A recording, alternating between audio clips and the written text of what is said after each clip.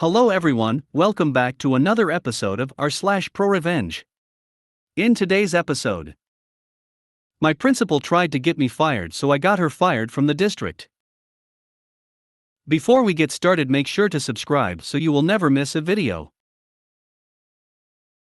So let's get started. My principal tried to get me fired, so I got her fired from the district. I was in my mid-20s, fresh out of grad school, and ready to start my teaching career. I got a job at a Title I elementary school near my home teaching art. And I was super excited that I could walk to work. However, I was so far into la la land that I didn't notice any of the warning signs. Warning sign number 1. It was a week before school started, and I had called and emailed the school office staff and my principal to ask about getting my keys and badge so I can start seeing what I needed to do to get ready for the school year. No response and no answer from either. So I called the district office and asked when and where I could pick up my keys and badge. 2 days before school starts, I get an email from my admin that I should have been more patient and not have contacted the main office about my keys and badge. I finally got everything and was able to get into my room and was horrified with how much I had to get done.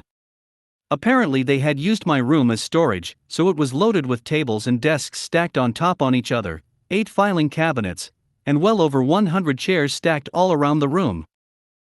I managed to clean out the space with help from my awesome custodian. Shout out to all custodians who are the secret backbones in helping teachers get ready for the school year. Hurdle number 1 finished. Warning sign number 2. It's now the day of classes starting. And I haven't been informed of what the schedules are. As in, which days I see certain classes and when. So I email my principal again, asking what the schedule looks like and if there is a digital document that I can print out. I get an email back a few minutes later telling me to stop pressuring and bullying her. I replied, sorry if I was making her feel that way, but it would be nice to know what classes I had and when. This leads to warning sign number 3. It's 8:10 a.m., not 10 minutes after school started, and I finally get my schedule, only to find out that I have 2 classes at the same time. Note my school isn't huge, but we still had 14 classes serving kinder 6th grades, so I was having at least 46 kids in one classroom by myself. Moreover, I had 7 45-minute periods a day, and saw every class every day of the week, with only a 30-minute lunch. My lunch was when I was on lunch duty. I asked my principal if there was any way we could adjust the schedule, so I had time to plan and get the classroom ready for the next class and wouldn't lose instruction time getting things ready as the new class was coming in. I got yelled at by her with a class waiting outside saying it was my first year teaching, and I didn't know what I needed and needed to just deal with it. Well, I decided not to just deal with it, and I read the teacher's contract for the district. Come to find out, we had a section about classroom size. It stipulated that if you had a class over 30 students, you get to have an educational assistant to help you with the class. I brought this up with my principal after a month and a half of struggling and was, you guessed it, denied and told there was no money in the budget and I would have to make do without it or quit. Mind you, I am stubborn and determined to make things work with what little I have. But things were rough. In order to prep and plan everything for the next day, make meaningful grades, keep up with referrals, and keep in contact with families. I was having to be at the school from 6 a.m. when the morning custodian arrived, till 9 p.m. when the night janitor was leaving on weekdays, and then also use my weekend time to continue to plan and grade. When I came time for my first teacher evaluation, I was dreading it. However, I got all satisfactory mark from my principal. I was shocked. Little did I know this was a plan she had all along. A few more weeks go past and I've had it. I talk with our union about the double classes and say it's not sustainable, and a classroom my size can't safely fit more than 30 students, let alone 46 students. And they said they would handle it, and another few weeks go by and nothing. It's not the week of Thanksgiving and conferences are over, and I get to not worry about anything for 2 days. So I decided to go to a potluck dinner with some old friends of mine. So here is the best part, and maybe the part that saved my career, and even maybe my sanity. I was talking with one of an old acquaintance and his new husband about what teaching job I landed, and how the school year was going. I let it slip that even though my students were amazing and had such creative minds, it's frustrating to me that I don't have the time to give to them that they deserve, and with 2 classes at once it's hard to get around to everyone in the class in just 45 minutes. I noticed the husband raise his eyebrow and ask me what school I worked at. So I told him. What harm could it do? Ladies and gentlemen, and everyone in between. Little did I know I was talking with my principal's supervisor. I found out the next Monday when my admin stormed into my room at 8:05 a.m. to scream and yell at me, threatening to fire me and make sure I never work in education again. I was shocked and confused at the time. However, later that week at our staff meeting we talk about a change in the schedule, and how only on class would be in my class at a time for an hour now, and I would only see them twice a week instead of all 5 days. It was magical. The kids were happier, I was calmed, was able to help each individual student if they needed it, and was able to plan enough throughout the day so I could leave at 4 p.m. Sad to say, my happiness didn't last forever. I noticed my principal stalking my room and coming in nonstop to observe me. It was awkward. I also had a few of my very extroverted students come in quiet and unable to focus and work, but when I asked them if everything was okay they would burst into tears and say, "I don't want you to go." Being confused, my response was always, "Oh student name, I jave absolutely no intentions of going anywhere, you are all the best students a teacher could ever ask for." Which would cheer them up for a while, but then they would come in next week upset again. It all clicked when the day before we left for Christmas break, my principal came into my room with one of her minions, who was out building union representative, to tell me I was being put on a teacher support plan. This plan was to evaluate whether or not my contact with the district would be up for renewal at the end of the school year. I was shocked, and my union rep just snickered and walked away giggling with our admin. I felt sick and abused, unable to feel any emotion. It wasn't until I got home and read when this plan detailed was I seeing red. I had hit my breaking point. This is when I started to formulate a plan of revenge. Some things to note: our principal liked to come into school whenever they felt like. She would be there anywhere from 7:45 a.m., our actual contract hours, to as late as 9:30 a.m. She once showed up at noon without telling anyone. I also knew that she had kept renewing a certain after-school care contractor that wasn't free to families, but they got money from district to offer it for free. I also knew that this person running an after-school care was dating and living with our principal. So during winter break my acquaintance and his husband called and asked if they are free to get drinks over the holidays. I love a good cocktail and I needed some hard liquor. When we met up I wanted to talk about anything other than school stuff. I just wanted to keep my mind off of school drama. But the new husband brought up if things were better after he had talked about the double classes. That was when I found out that he was her boss. I asked, "What do you mean you talked to my principal? How do you know her?" "New husband, oh, you didn't know? I'm the supervising administrator for that cohort of schools." My jaw dropped, and I started to hyperventilate. The husband was startled and asked what was wrong. So I told him everything.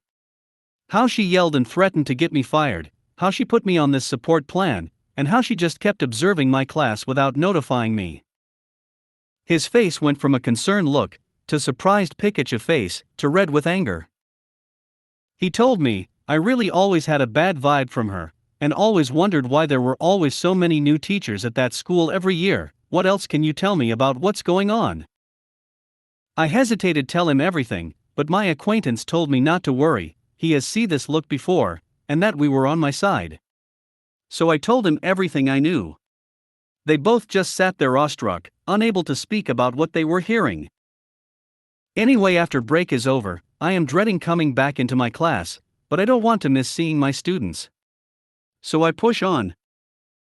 I am walking in the hall to my mailbox and I see a few of my students that had cried and told me they didn't want me to leave. They ran up and gave me the biggest, longest hug ever, saying, "You're here. You're here." Me, of course I'm here. I wouldn't leave the best students ever. Now would I? "Students, but principal said you were going to leave us because you didn't want to be here, and we should give you trouble before you left." Me, trying to hold my rage. Oh, maybe she talking about how I was leaving for visit family over the break. No need to worry, I'm still here.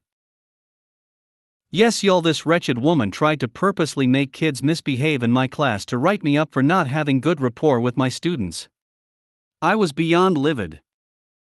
So next time I have class with that student, I asked them if they could make a comic book of the conversation they had with my principal when she told them I was leaving.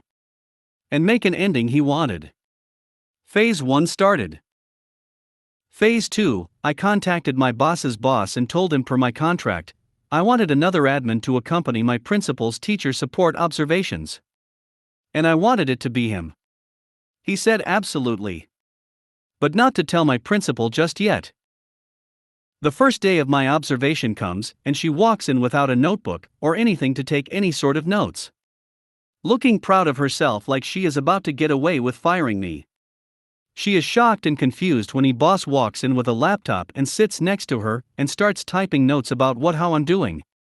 She stumbles around and comes to ask me for a notepad to take notes, and I tell her I don't have an extra notepad, but I so have some poster paper. We were making movie poster of a movie we would star in to go without comic books. And that I hope you can be better prepared next observation, as to not disrupt my class and take time away from their institutional time. Boss just smirked.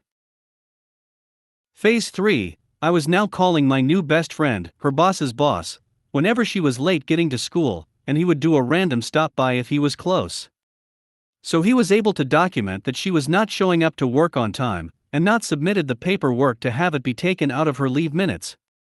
Overall, we get he at least 2 times a week for a solid month. I think he even asked someone from HR to come to our school to see for herself at 9 a.m., and she still wasn't even there. Now time for phase 4, which was my favorite one.